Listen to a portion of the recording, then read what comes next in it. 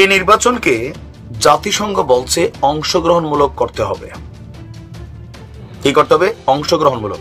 এখন অংশগ্রহণমূলক শব্দটার মিনিংস হচ্ছে বাংলাদেশে যে রাজনৈতিক দলগুলো নির্বাচনমুখী প্রত্যেকে যেন নির্বাচনে অংশগ্রহণ করে।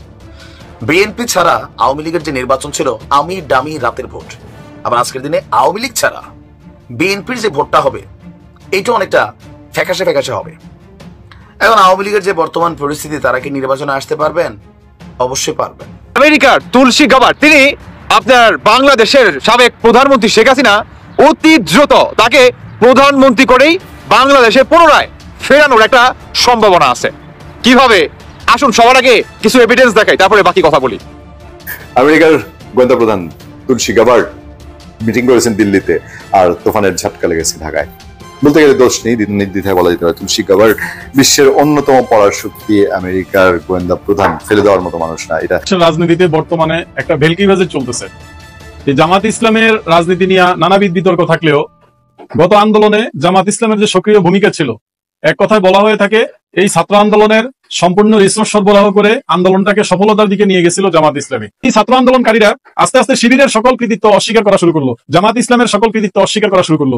প্রিয় দর্শক, যুক্তরাষ্ট্রের জাতীয় গোয়েন্দা সংস্থা প্রধান তুলসী গ্যাবার্ডের বাংলাদেশ সম্পর্কে যে মন্তব্য, তা নিয়ে আমি কথা বলেছি। এই মুহূর্তে একটু অন্য আঙ্গিকে বিশ্লেষণ করব। বিশ্লেষণ হচ্ছে যে কেন সরকারের বিভিন্ন পর্যায় থেকে প্রতিক্রিয়াগুলো বিভিন্ন ধরনের হচ্ছে, তাদের প্রতিক্রিয়াগুলোতে কেন অনেক ধরনের অসঙ্গতি পরিলক্ষিত করা যাচ্ছে। আসসালামু আলাইকুম রহমতুল্লাহ, সবাই কেমন আছেন? আশা করি সবাই অনেক অনেক ভালো এবং সুস্থ আছেন। সবাইকে স্বাগতম জানাচ্ছি আমাদের আরেক নতুন ভিডিওতে। প্রতিদিনের মতো আমি হাফিজ সিরাত ফারুকী। কি হচ্ছে দেশে, কি ঘটতে যাচ্ছে দেশে? ইতিমধ্যে আপনারা দেখেছেন যে বর্তমানে হঠাৎ করে সারা দেশে শুরু হয়েছে তুমুল অস্থিরতা এবং সারা দেশে রীতিমতো তোলপাড় সৃষ্টি করেছে। আমরা ইতিমধ্যে ভিডিওর শুরুতে অংশ বিশেষ দেখে বুঝতে পেরেছেন আজকের ভিডিওটা কতটা গুরুত্বপূর্ণ হতে চলেছে। তাই এই বিষয়টা আর বেশি বিস্তারিত বলবো না, কারণ বিস্তারিত বলতে গেলে ভিডিওটা অনেক লম্বা হয়েছে। আমি সংক্ষেপ করার ক্ষেত্রে আপনাকে মূল আলোচনা নিয়ে যাচ্ছি। তার আগে আপনাকে ছোট্ট একটি অনুরোধ জানাতেছে, যারা আমার ফারুকী অনলাইন ইউটিউব চ্যানেলতে এখনো হচ্ছেন, প্লিজ দয়া করে আমার চ্যানেল সাবস্ক্রাইব করে সেটা দেখবেন। আর বেশি কথা না বলে আমরা ভিডিওটা একটু ধারাবাহিকভাবে একটু বিস্তারিত দেখে আসবো। আসসালামু আলাইকুম। একটা ধোঁয়াশা কুয়াশা দুইটা শব্দ আছে, আমরা আসলে কোনটার মধ্যে আছি, ধোঁয়াশা নাকি কুয়াশা?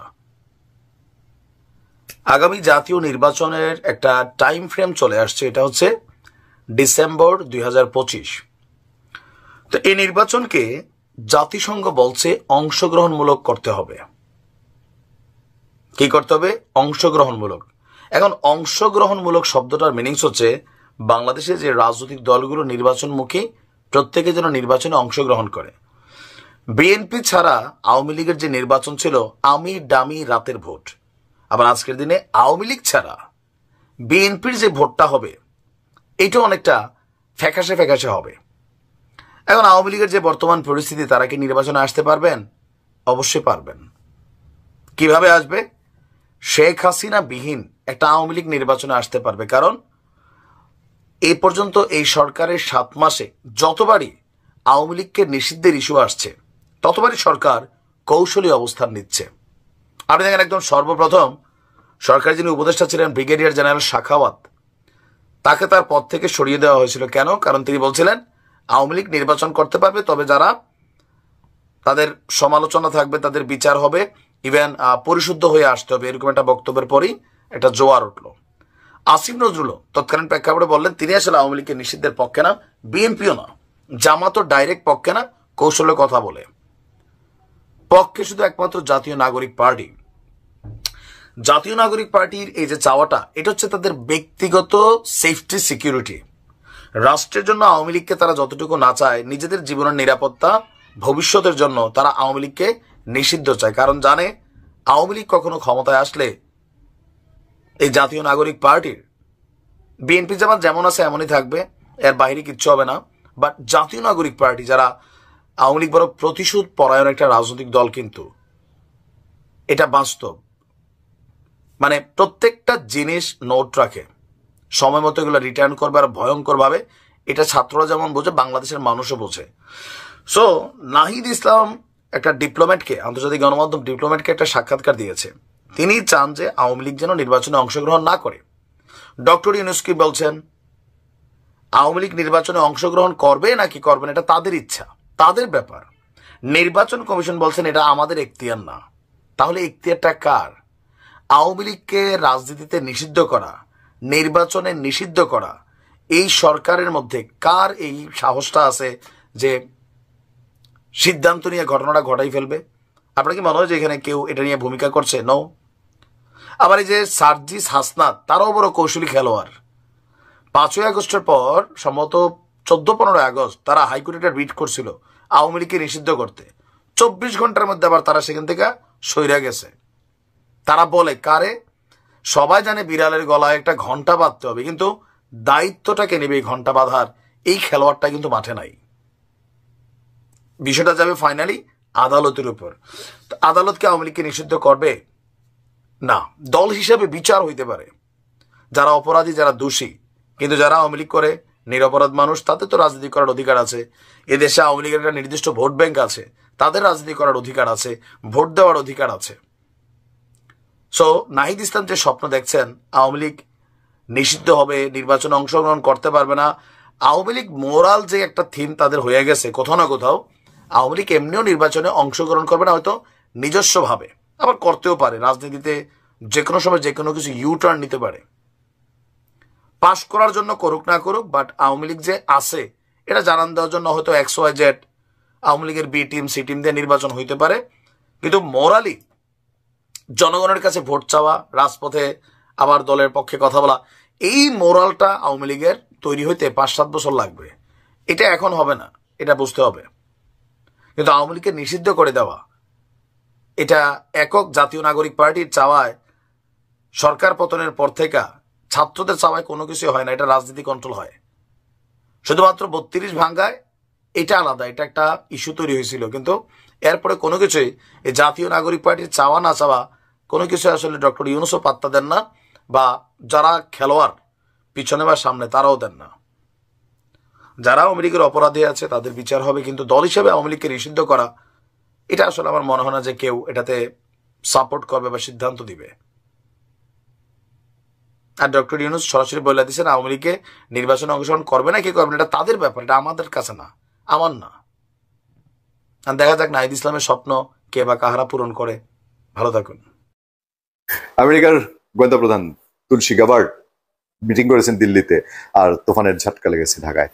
বলতে গেলে দোষ নেই, নির্দ্বিধায় বলা যেতে পারে তুলসী গাবার্ড বিশ্বের অন্যতম পড়ার শক্তি। আমেরিকার গোয়েন্দা প্রধান ফেলে দেওয়ার মতো মানুষ না। এটা মোজাম্বিক বা জাম্বিয়ার গোয়েন্দা প্রধান না, বা ইভেন আমি যদি বলি এটা শ্রীলঙ্কা বা মালদ্বীপের না, বা এটা মিডল ইস্টের ছোটখাটো কোনো দেশের না। আমেরিকা পড়ার শক্তির মধ্যেও অন্যতম, পড়ার শক্তি অন্যতম। তার গোয়েন্দা প্রধান কথা বলেছেন বাংলাদেশ নিয়ে। আমরা অন্য আলোচনায় আপনাদেরকে আরো বিস্তারিত জানাবো এই সম্পর্কে। এখন ফোকাস যে জায়গায়, তুলসী গাবার্ড বসেছিলেন ইন্ডিয়াতে প্রায় পৃথিবীর সমস্ত গোয়েন্দা প্রধানের সাথে, সেখান থেকে তিনি বাংলাদেশ নিয়ে আবার আলাদা ঝড় তুলেছেন ইন্টারভিউর মাধ্যমে।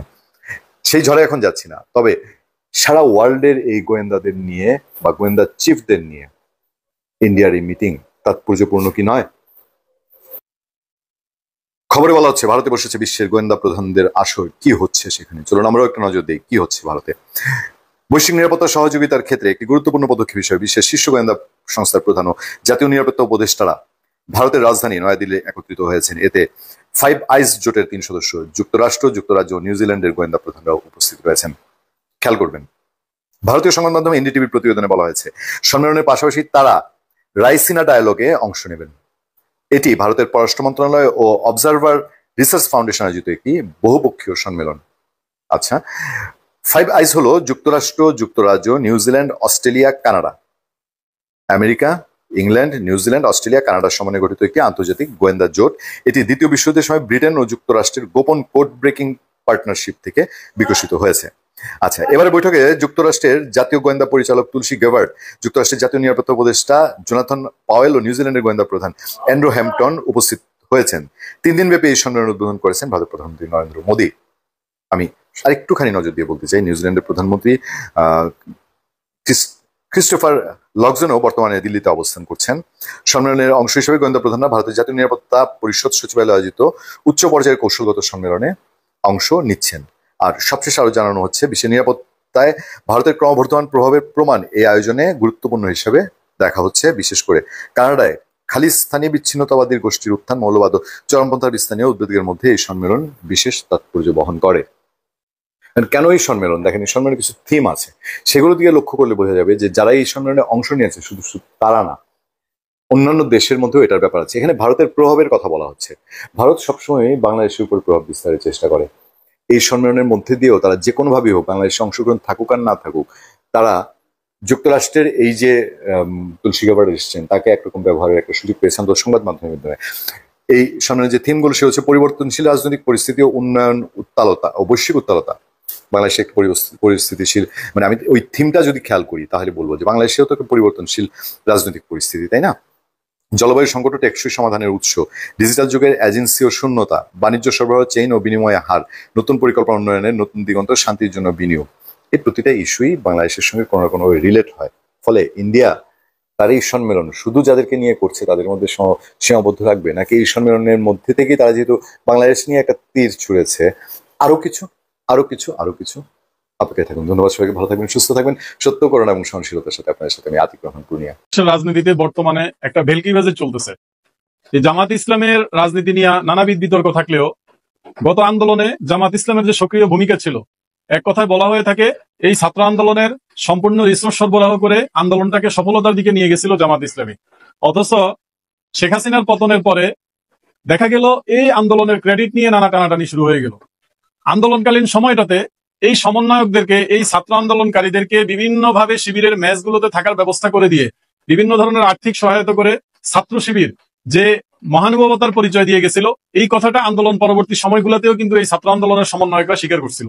কিন্তু পরবর্তীতে যখন একে একে শিবিরের নানা বিতর্কিত বিষয়গুলো বেরিয়ে আসতে শুরু করলো, যখন সবাই জানতে শুরু করলো যে ঢাকা বিশ্ববিদ্যালয়ের ছাত্র শিবিরের সভাপতি এবং সাধারণ সম্পাদক দুইজনেই ছাত্রলীগের পোস্টেড নেতা ছিল এবং ছাত্রলীগের বিভিন্ন প্রোগ্রামে তাদেরকে সক্রিয়ভাবে জয় বাংলা স্লোগান দিতে দেখা গেছে, এইরকম বিতর্কগুলো যখন দানা বাঁধতে শুরু করলো এবং এগুলো যখন প্রতিষ্ঠিত হওয়া শুরু করলো, তখন আস্তে আস্তে পট পরিবর্তন হওয়া শুরু হইলো। এই ছাত্র আন্দোলনকারীরা আস্তে আস্তে শিবিরের সকল কৃতিত্ব অস্বীকার করা শুরু করলো, জামাত ইসলামের সকল কৃতিত্ব অস্বীকার করা শুরু করলো। প্রথম দিকে অনেকেই ভাবছিল যে এই আন্দোলনকারীরা মূলত জামাত ইসলামের প্রতি তাদের যে সৌহার্দ্য, জামাতের তাদের প্রতি যে সৌহার্দ্য, এই সৌহার্দ্যকে পুঁজি করে অনেকে ভাবছিল যে হয়তোবা এই ছাত্ররা পরবর্তীতে জামাতের সাথে জোটবদ্ধ হয়ে নির্বাচনে অংশ নিতে পারে। কিন্তু আমরা দেখলাম একটা দল ঘোষণার পরে ছাত্ররা তাদের সে অবস্থান থেকে সরে গেল। এমনকি গত সপ্তাহে আমাদের একজন উপদেষ্টা এই জুলাই আন্দোলন নিয়ে একটি বই প্রকাশ করলেন। সেই বইয়ে যে ছবি ইউজ করলেন, যেই ছবিটাতে ঢাকা বিশ্ববিদ্যালয় ছাত্র শিবিরের সভাপতি সাদিক কাইমের ছবিটাকে কাট করে সেখানে তাকে বাদ দিয়ে অন্য ছবিটাকে রিপ্লেস করা হইলো, এই বিষয়টা নিয়েও নানা বিতর্ক শুরু হইলো। অথচ এর আগে এই শিবিরের নেতাদেরকে পাশে বসিয়ে, এই শিবিরের নেতাদেরকে নিয়ে বিভিন্ন জায়গায় সংবাদ সম্মেলন করে তারা কিন্তু বুঝাইছে যে শিবিরের তথা জামাতের এই আন্দোলনে একটা বড় ভূমিকা ছিল। এমনকি এই ছাত্র সমন্বয়কদের একজন সমন্বয়ক যার নাম সার্জিস, এই সার্জিস বিভিন্ন জায়গায় বক্তব্যের মাধ্যমে এটা বলছিল জামাত ইসলামী তথা ছাত্র শিবির না থাকলে, ছাত্র শিবিরের সহায়তা না পাইলে এই আন্দোলনটা অনেক বড় জটিল হয়ে যাইত এবং এই আন্দোলনের সফলতা এত দ্রুত আসতো না। সারা বাংলাদেশের মানুষ জানে এই আন্দোলনে ছাত্র শিবির তাদের সর্বস্ব দিয়ে ছাত্রদের পাশে দাঁড়াইছিল, তাদের পদ পদবি ভুলে, তাদের ব্যানার ভুলে। যেহেতু সবার আন্দোলনের একটাই টার্গেট ছিল শেখ হাসিনার পতন, সবাই একীভূত হয়ে একতাবদ্ধ হয়ে এই আন্দোলনটাকে সফল করে শেখ হাসিনার পতন নিশ্চিত করার পরে ভাগ বাটোয়ারায় যখন আর বলতেছিল না, তখনই তাদের মধ্যে দূরত্ব তৈরি হওয়া শুরু করলো। একটা পর্যায়ে এসে ছাত্র সমন্বয়করা জামাত ইসলামকে অ্যাটাক করে কথা বলা শুরু করলো, শিবিরকে অ্যাটাক করে কথা বলা শুরু করলো, তাদের পথ অবলম্বন করে একই কাজ ছাত্র দলও করা শুরু করলো। বর্তমানে ছাত্র দল ছাত্র শিবিরের সাথে দ্বন্দ্ব চলমান, জামাত ইসলামের সাথে বিএনপির একটা ভালো জোটবদ্ধ আন্দোলনের অতীত ছিল, সেই অতীত ভুলে গিয়ে বর্তমানে জামাত ইসলামের সাথে বিএনপির একটা বড়সড় দ্বন্দ্ব চলমান, বিভিন্ন জায়গায় কাদা ছড়াছড়ি দেখা যাচ্ছে। এই মাপকাঠি বিচার করে বলা যায় যে রাজনীতিতে বর্তমানে জামাত বিরোধী একটা শক্তিশালী জোট তৈরি হচ্ছে। যারা মনে করতেছে যে বিএনপি আওয়ামী লীগ তো বাদ হয়েই গেল, তাদের ধারণা যে আগামী নির্বাচনে বিএনপিও জয়লাভ করতে পারবে না, কারণ তারা সেই ফরম্যাটেই নির্বাচনটা দিবে, তাদের প্রতিদ্বন্দ্বী হিসেবে দাঁড়িয়ে যায় জামাত ইসলামী। এই জন্য তারা জামাত ইসলামকে কিভাবে ঠেকানো যায় এই চিন্তা ভাবনা করে জামাত বিরোধী একটা জোট গঠনের দিকে অগ্রসর হচ্ছে এবং তারা চাচ্ছে যে জামাতকে যুদ্ধাপরাধী ট্যাগ দিয়ে, জামাতকে স্বাধীনতা বিরোধী ট্যাগ দিয়ে তারা যেন এই রাজনৈতিক সুবিধাটা নিতে পারে এবং আগামী নির্বাচনে তারা জামাত, বিএনপি, আওয়ামী লীগ সবাইকে বাদ দিয়ে নিজেরা সরকার গঠনের জন্য তাদের যে প্রচেষ্টা, এতে সর্বোচ্চ রকমের রসদ যোগাচ্ছে আমাদের বর্তমান ইন্টারিম সরকার। তাদের যত খরচাপাতি, তাদের যেখানে যত বিলাসিতা দেখা যাচ্ছে, এই সবগুলো বিলাসিতা রাষ্ট্রীয় ফান্ডের মাধ্যমে হচ্ছে। রাষ্ট্র তাদেরকে ডোনেট করতেছে, রাষ্ট্রের অর্থ দিয়ে তারা বড় বড় সমাগম, বড় বড় শোডাউন, বড় বড় মিছিল মিটিং, এমনকি একটা ইফতার পার্টিতে তাদের বিরুদ্ধে 12 কোটি টাকা খরচ করে একটা ইফতার পার্টি অনুষ্ঠান করার অভিযোগ আছে, এতগুলা অভিযোগের এই যে ছাত্রদের গঠিত একটা রাজনৈতিক দল, যে ছাত্ররা হলে কষ্ট করে বড় হয়েছে, যাদের নিজেদের কোনো দৃশ্যমান আয় নেই, এই ছাত্ররা কিভাবে একটা রাজনৈতিক দল গঠন করে রাতারাতি এরকম কোটিপতি বনে গেল সবাই, এই প্রশ্ন সবার মনে দেখা দিচ্ছে। এমনকি আন্দোলন পরবর্তী সময়ে সমন্বয়করা গণহারে বিয়ে করা শুরু করলো, অথচ এই আহত নিহত যারা এই আন্দোলনে, তারা এখনো হসপিটালে কাতরাচ্ছে, তাদের সুচিকিৎসা নিশ্চিত করা হয় নাই, তাদেরকে প্রয়োজনীয় অর্থ সহায়তা দেওয়া হয় নাই। এগুলো না দিয়েই সমন্বয়করা বাসর ঘরে যাওয়ার জন্য ব্যস্ত হয়ে গেছে। রাজনীতির এই পট পরিবর্তনে এখন বোঝা যাচ্ছে যে আগামী নির্বাচনে ছাত্ররা তারা চাচ্ছে যে সকল প্রকার রাজনৈতিক দলকে বাদ দিয়ে, মন থেকে তারা চায় সকল প্রকার রাজনৈতিক দলকে বাদ দিয়ে তারা একক সংখ্যাগরিষ্ঠতা নিয়ে কিভাবে সরকার গঠন করতে পারে, এই জন্য বাকি যে রাজনৈতিক দলগুলো তাদের এক এক দলকে এক এক ভাবে ট্যাগ দিয়ে তাদেরকে কিভাবে দামাচাপা দেওয়া যায়, তাদেরকে কিভাবে চাপিয়ে রাখা যায়, এই প্রচেষ্টায় ব্যস্ত আছে আমাদের এই সমন্বয়করা। ছাত্রদের গঠিত যে নাগরিক পার্টি, এই নাগরিক পার্টির সভাপতি সদ্য পদত্যাগকারী উপদেষ্টা নাহিদ ইসলাম অলরেডি বলে ফেলছেন যে তারা দৃঢ় আশাবাদী যে আগামী নির্বাচনে তারাই সরকার গঠন করবে, তারাই সংখ্যাগরিষ্ঠতা পাবে। তাদের এই কথাবার্তার ধরন দেখে বোঝা যাচ্ছে আগামী নির্বাচনে তারা অন্য সকল প্রতিষ্ঠিত রাজনৈতিক দলগুলোকে, অন্য সকল গণতান্ত্রিক রাজনৈতিক দলগুলোকে চাপে ফেলে, চাপিয়ে দিয়ে তাদেরকে ভারসাম্যহীন করে দিতে যত কিছু লাগে সবকিছু তারা করতে চাচ্ছে, করে তারা এই রাজনৈতিক দলগুলোকে দুর্বল করে আগামী নির্বাচনে তারা কিভাবে সংখ্যাগরিষ্ঠতা পাবে, তারা কিভাবে সরকার গঠন করবে, এই প্রচেষ্টায় তারা ব্যস্ত। এইটা দিনের যত দিন যাচ্ছে তত এটা বেশি বেশি দৃশ্যমান হচ্ছে, আরো যত নির্বাচন ঘনিয়ে আসবে আরো তত বেশি দৃশ্যমান হবে। সুতরাং এটা নিশ্চিতভাবে বলা যাচ্ছে যে আমরা এতদিন যেটা ধারণা করছিলাম যে হয়তোবা জামাতের সাথে জোটবদ্ধ হয়ে এরা নির্বাচন করবে, এখন বলা যাচ্ছে যে এরা জামাতকেও চায় না, বিএনপি কেও চায় না, আওয়ামী লীগ কেও চায় না, এরা শুধু নিজেদেরকে চায়। এরা চাচ্ছে আগামী নির্বাচনে জামাত বিরোধী, বিএনপি বিরোধী, আওয়ামী লীগ বিরোধী শক্তিশালী একটা জোট যদি এরা তৈরি করতে পারে তাহলে এরাই আগামী নির্বাচনে সরকার গঠন করবে। এই চেষ্টার পিছনে সকল প্রকার সহায়তা করে যাচ্ছে আমাদের বর্তমান ইন্টারিম গভর্নমেন্ট। আসসালামু আলাইকুম ওয়া রাহমাতুল্লাহি ওয়া বারাকাতুহু। যে যেখান থেকে এই ভিডিওটি দেখেছেন সবাইকে জানাই মনের অন্তঃস্থল থেকে ভালোবাসা ও অভিনন্দন।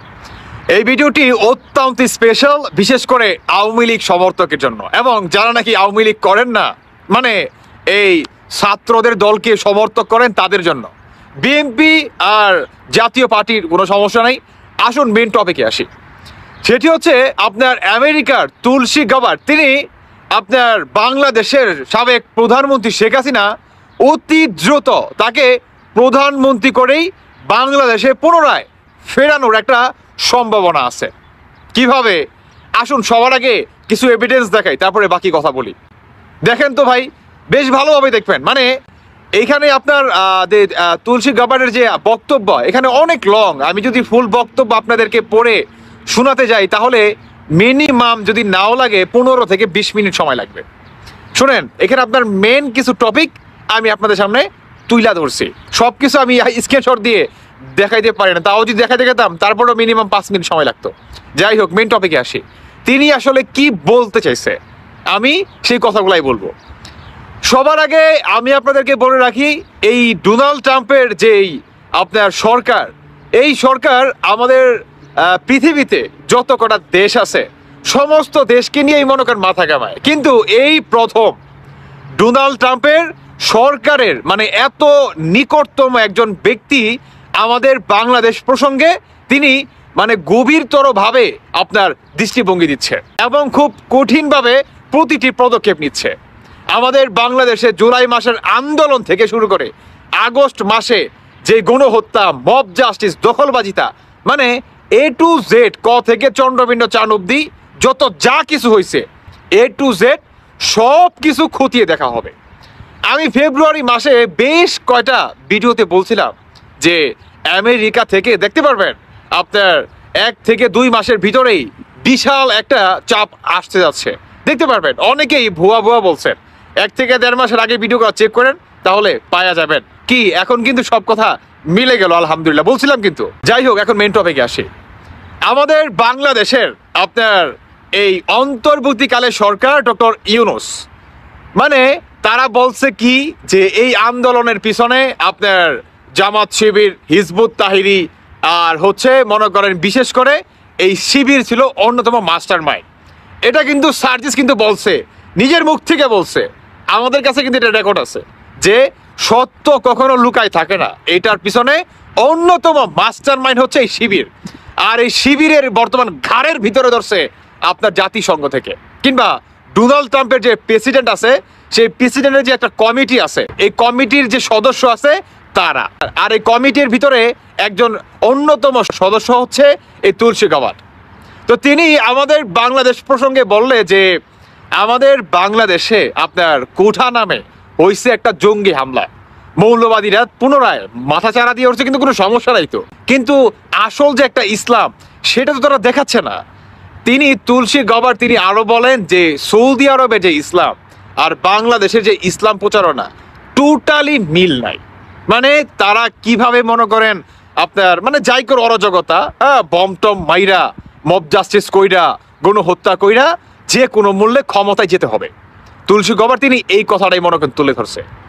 আমাদের বাংলাদেশের এই অন্তর্বর্তীকালে সরকারের কি 12টা পুরা মনে করেন একদম পুরা বাইজে গেছে, পুরো একদম বরদমে 12টা বাইজে গেছে। অন্যদিকে আপনার শেখ হাসিনা তিনি দেখবেন বর্তমান খুব মানে ফুরফুরা মেজাজে আছে। কেন আছে? কারণ তিনি জানে যে তিনি বা তার সরকারকে যেভাবে পতন ঘটাইছে একদিন না একদিন সেটা বিচার অবশ্যই হবে। কিন্তু ডোনাল্ড ট্রাম্প আসাতে সেই বিচারের আপনার প্রক্রিয়াটা আরো অনেক লক্ষ কোটি গুণ সহজ হয়ে গেছে। মানে যদি এইভাবে বলি যে শেখ হাসিনার লাখ ফেভার করছে আলহামদুলিল্লাহ, মানে আল্লাহর অশেষ একটা রহমত ছিল ভাই আওয়ামী লীগের প্রতি, এটা মানতেই হবে। কারণ যে আপনার ডোনাল্ড ট্রাম্প ক্ষমতায় আসাতে, আর কোনোভাবে যদি ভাই ডোনাল্ড ট্রাম্প ক্ষমতায় না আসতে পারতো তাহলে আওয়ামী লীগের 12টা বাজে যেত।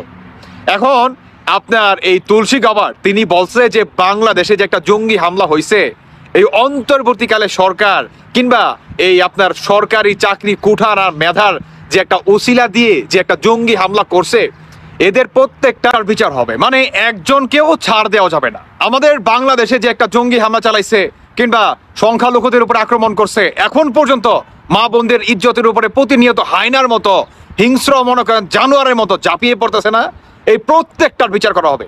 আমাদের বাংলাদেশে এখন পর্যন্ত যে কোনো ধর্ষণ হয়েছে দেখেন তো ভাই, আপনি যদি সাধারণত এই সমীকরণটা মিলান আশা করি আপনি পেয়ে যাবেন যে এখন পর্যন্ত ভাই বেশিরভাগই মনে করেন আপনার মাদ্রাসার শিক্ষকের কাছে, মাদ্রাসার মনে করেন ছাত্রীরা মনে করেন ধর্ষিত হচ্ছে বেশিরভাগই। তবে যাই হোক, এই তুলসী বর্তমান আপনার এই অন্তর্বর্তীকালে সরকার আর সমন্বয়কারী কিংবা জামাত শিবির হিজবুত তাহরির যেই কড়ায় আছে সব কড়াকে দেখবেন তুলসী পাতা দিয়ে ইচ্ছা মতো মনে করেন ঘষবো, তুলসী পাতা দিয়ে ইচ্ছা মতো ধুইব মনে করেন, দেখতে পারবেন অতি সেই নিকটের দিনটা ইনশাল্লাহ। আর এই বাংলাদেশের যে মনে করেন অবস্থা অন্তর্বর্তীকালে সরকার, এরা তো ফাঁসবই। উল্টো দিকে শেখ হাসিনা তিনিও বাংলাদেশের আপনার সাবেক নয় অনেকটা প্রধানমন্ত্রী হয়েই ফেরার একটা বিশাল একটা চান্স কিন্তু আপনার আছে। কেননা আমাদের বাংলাদেশের সংবিধান মেনে কোনো মানে কিছুই মনে করেন করা হচ্ছে না। উল্টো দিকে আমাদের বাংলাদেশের সংবিধান এখন পর্যন্ত কোনো কিছু চেঞ্জ করে নাই, এখন পর্যন্ত ইনস্ট্যান্ট নাও এখন পর্যন্ত বিন্দু পরিমাণ মনে করেন চেঞ্জ হয় নাই। মানে আপনি যদি বাংলাদেশের সংবিধানও মিলাতে চান কিংবা এই তাদের যে কুঠার নামে আন্দোলনটা সমস্ত কিছু যদি এই তুলসী বাট তিনি যদি মনে করেন আপনার করে তদন্ত করে, তাহলে কি বিশাল একটা আপনার ফলাফল আসবে আওয়ামী লীগের ক্ষেত্রে দেখা যাবে। দর্শক বন্ধুরা, যাই হোক আপনার বড় ধরনের একটা কিছু ঘটতে যাচ্ছে এই রমজান মাসের ভিতরেই ইনশাল্লাহ আপনারা দেখতে পারবেন। এবং এই অন্তর্বর্তীকালে সরকার ডক্টর ইউনূস কিংবা পিনাকি বা জঙ্গিবাদী যে রাজ্য বা যে বাজার আছে বই বিশ্ব থেকে যারা নাকি মনে করেন বাংলাদেশকে প্রতিনিয়ত অস্থিতিশীল করে, তারা দেখবেন প্রতিনিয়ত মানে একদম মুসিবিলাই হয়ে গেছে, মুসিবিলাই তাদের চেহারাটা অ্যাকচুয়ালি দেখার মতো হয়ে গেছে, দেখতে পারবেন অতি নিকটে সেই দিনটা। বাকিটা আপনাদের ব্যক্তিগত মতামত অবশ্যই জানিয়ে যাবেন। ধন্যবাদ সবাইকে, আল্লাহ হাফেজ, আসসালামু আলাইকুম। প্রিয় দর্শক, যুক্তরাষ্ট্রের জাতীয় গোয়েন্দা সংস্থা প্রধান তুলসী গ্যাবার্ডের বাংলাদেশ সম্পর্কে যে মন্তব্য তা নিয়ে আমি কথা বলেছি। এই মুহূর্তে একটু অন্য আঙ্গিকে বিশ্লেষণ করব। বিশ্লেষণটা হচ্ছে যে কেন সরকারের বিভিন্ন পর্যায় থেকে প্রতিক্রিয়াগুলো বিভিন্ন ধরনের হচ্ছে, তাদের প্রতিক্রিয়াগুলোতে কেন অনেক ধরনের অসঙ্গতি পরিলক্ষিত করা যাচ্ছে। তার আগে প্রশ্ন হচ্ছে যে সরকার কি তুলসী গ্যাবার্ড ভারতের মন্তব্যের পরিপ্রেক্ষিতে কি ধরনের মন্তব্য করতে পারে সে সম্পর্কে কোনো ধরনের হোমওয়ার্ক করেনি? যদি করেই থাকে ধরনের কোনো হোমওয়ার্ক, তাহলে সরকারের বিভিন্ন পর্যায় থেকে যে বক্তব্য প্রতিক্রিয়া তাতে কোথাও ক্ষুব্ধ প্রতিক্রিয়া আমরা দেখতে পাচ্ছি, কোথাও হতাশ হতে দেখছি, কোথাও বিচলিত হতে দেখছি, কোথাও আবার বলা হচ্ছে না না এতে কিছু হবে না, এটা তেমন কিছু নয়। সেই প্রতিক্রিয়াগুলো নিয়েই একটু বিশ্লেষণ করব। এবং তুলসী গ্যাবার্ড একটি বিশেষ বিষয়ে ইঙ্গিত করেছেন, আপনারা খেয়াল করেছেন কিনা জানি না। সরকার নানান ধরনের বক্তব্য দিলেও প্রতিক্রিয়াতে সে বিষয়ে কোনো মন্তব্য করেনি, সেখানেই আমাদের একটু রহস্য মনে হচ্ছে। আমি সেই বিষয়টিতে পরে আসছি। সোমবার বা মঙ্গলবার গভীর রাতে প্রধান উপদেষ্টা প্রেস উইং থেকে একটি বিবৃতি দেওয়া হলো গভীর রাতে, মধ্যরাতে। সে বিষয়ে আমি প্রশ্ন তুলেছি যে কেন মধ্যরাতে দেওয়া হলো। যাই হোক, পরবর্তীতে মঙ্গলবার সচিবালয়ে অন্য একটা বিষয়ে ব্রিফিংয়ের সময় সাংবাদিকদের প্রশ্নের জবাবে পররাষ্ট্র উপদেষ্টা যে মন্তব্যটি করেছেন সেটি খুবই সিগনিফিক্যান্ট। সাংবাদিকদের প্রশ্ন ছিল যে তুলসী গ্যাবার্ডের এই বক্তব্যটি সরকার কিভাবে দেখছে। পররাষ্ট্র উপদেষ্টা তৌহিদ হোসেন তিনি বললেন যে এটি খুবই গুরুতর। শব্দটা আমাদের খেয়াল রাখতে হবে, তুলসী গ্যাবার্ডের বক্তব্য খুবই গুরুতর। আবার অর্থ উপদেষ্টা ডক্টর সালেউদ্দিন আহমেদের কাছে সাংবাদিকদের একই ধরনের প্রশ্ন ছিল। তিনি বলেছেন যে তার এই বক্তব্যে যুক্তরাষ্ট্র এবং বাংলাদেশের সম্পর্কে কোনো ধরনের প্রভাব পড়বে না। অর্থাৎ তিনি ঠিক এইভাবেই কথা বলেছেন যে বহুপাক্ষিক এবং দ্বিপাক্ষিক সম্পর্কে গ্যাবার্ডের এই বক্তব্য কোনো ধরনের প্রভাব ফেলবে না। তুলসী গ্যাবার্ড কি বলেছে আপনারা জানেন। তারপরেও একটু মনে করিয়ে দিই, ভারতের অন্যতম গণমাধ্যম এনডিটিভি ওয়ার্ল্ডের পক্ষ থেকে প্রশ্ন ছিল একটা লাইভ ইন্টারভিউতে যে বাংলাদেশ এবং এই উপমহাদেশের রাজনৈতিক ক্ষেত্রে ব্যাপক পরিবর্তন হয়েছে, দেখা দিয়েছে ভয়াবহ সহিংসতা, সংখ্যালঘুদের উপর হামলার অনেক রিপোর্ট পাওয়া গেছে। এসব স্থানের পরিস্থিতি নিয়ে যুক্তরাষ্ট্র কি উদ্বিগ্ন? শুধু রাজনৈতিক নয়, সব ক্ষেত্রে স্থিতিশীলতার প্রয়োজন আছে কিনা? তুলসী গ্যাবার্ড তার বক্তব্যে যা বলেছেন ইতিমধ্যে আপনারা জেনেছেন যে বাংলাদেশে হিন্দু, বৌদ্ধ, খ্রিস্টান সংখ্যালঘুদের উপর যে দীর্ঘদিনের নির্যাতন, হত্যা, সে বিষয়ে যুক্তরাষ্ট্র উদ্বিগ্ন। যুক্তরাষ্ট্র সরকার, প্রেসিডেন্ট ট্রাম্প এবং ট্রাম্প প্রশাসন সবার কাছে এই বিষয়টি অনেক বেশি অগ্রাধিকার পর্যায়ে রয়েছে, উদ্বেগের কারণ হয়ে রয়েছে। আর প্রধান উপদেষ্টা প্রেস উইং যে বক্তব্যটি দিয়েছে সেটি আমি একটু মনে করে দিতে চাই। প্রথমে যেটি বলছিলাম যে এখানে রহস্যটা কোথায়? প্রধান উপদেষ্টা প্রেস উইং তারা তুলসী গ্যাবার্ডের বক্তব্যকে বাড়াবাড়ি পর্যায়ে বলে মন্তব্য করলেন, বিভ্রান্তিকর বললেন, মানে অতিরঞ্জিত, বাড়াবাড়ি বলতে অতিরঞ্জিত শব্দটা ইউজ করেছেন এবং পুরো বাংলাদেশকে খাটো পোড়া করার একটা প্রচেষ্টা তুলসী গ্যাবার্ডের বক্তব্যের মধ্যে সরকার খুঁজে পেয়েছে, এমনটা জানানো হয়েছে। এবং তুলসী গ্যাবার্ড যে বক্তব্যটি দিয়েছেন এটি সবাই মার্ক করেছেন কিনা, সবার কাছে নোটিশ হয়েছে কিনা আমি জানি না। তিনি এই মন্তব্য করেছেন যে ট্রাম্পের নতুন মন্ত্রিসভা এবং বাংলাদেশের অন্তর্বর্তী সরকারের মধ্যে এই বিষয়ে সবেমাত্র আলোচনা শুরু হচ্ছে বা হয়েছে, তবে এটি এখনো উদ্বেগের একটি মূল বিষয়। এই যে শুরু হচ্ছে বা হয়েছে সে সম্পর্কে প্রধান উপদেষ্টার প্রেস উইং এর বিবৃতিতে কিন্তু একটি শব্দ উচ্চারণ নেই। আমরা জানি না যে কোনো ধরনের ইঙ্গিত যুক্তরাষ্ট্রের পক্ষ থেকে দেওয়া হয়েছে কিনা, তবে তুলসী গ্যাবার্ড তো সেটি উল্লেখ করেছেন। যদি এই বিষয়ে বলেই থাকে তাহলে সরকার কেন এই বিষয়টি পাশ কাটিয়ে গেল? যদি কোনো ধরনের আলোচনা হয়ে থাকে, কি ধরনের আলোচনা হয়েছে বা হচ্ছে? যদি আলোচনা হয়েই থাকে তাহলে আমি শুরুতে যে কথাটি বলছিলাম যে সরকারের কি কোনো ধরনের হোমওয়ার্ক ছিল না, কোনো ধরনের প্রস্তুতি ছিল না যে এই ধরনের বক্তব্য এলে সরকারের পক্ষ থেকে কি ধরনের প্রতিক্রিয়া দেওয়া হবে? এবং বিশেষ কারণে এই কথাটি, এই প্রশ্নটি এই কারণে উল্লেখ করছি যে যতদূর শোনা যাচ্ছে প্রধান উপদেষ্টা ডক্টর মোহাম্মদ ইউনূসের প্রেস উইং থেকে বা তার দপ্তর থেকে যে বিবৃতিটি দেওয়া হয়েছে, প্রথম দিকে সরকার একটু দ্বিধাদ্বন্দ্বের মধ্যে ছিল যে কি ধরনের প্রতিক্রিয়া দেবে, আদৌ প্রতিক্রিয়া দেওয়া ঠিক হবে কিনা, দিলে কিভাবে দেওয়া হবে। পরবর্তীতে যে শব্দগুলো এর মধ্যে তুলে ধরা হয়েছে সেটি নাকি একটি বিশেষ গোষ্ঠীর চাপে, একটি বিশেষ রাজনৈতিক দলের চাপে এটি করা হয়েছে। যে রাজনৈতিক দলটির বিরুদ্ধে এর মধ্যে সাম্প্রদায়িক উস্কানি কিংবা মৌলবাদী শক্তির উত্থানের ইন্ধন, এসব বিষয়ে অভিযোগ রয়েছে। এবং এই বিবৃতিতে যে কথাগুলো আসলে উচ্চারিত হয়েছে, এর আগেও আমি এই প্রসঙ্গ তুলেছি, সেটি হচ্ছে রাজনৈতিক নেতা এবং দায়িত্বশীল ব্যক্তিদের উচিত সংবেদনশীল বিষয়ে মন্তব্য করার আগে সে বিষয়ে সম্যক ধারণা রাখা এবং ক্ষতিকর গদবাধা ধারণা ও ভীতি ছড়ানো বা সাম্প্রদায়িক উত্তেজনা উস্কে দেওয়ার মতো কোনো কিছু বলা থেকে বিরত থাকা। এটি দিয়ে সরকার কি বোঝাতে চাইলেন তুলসী গ্যাবার্ডের উদ্দেশ্যে?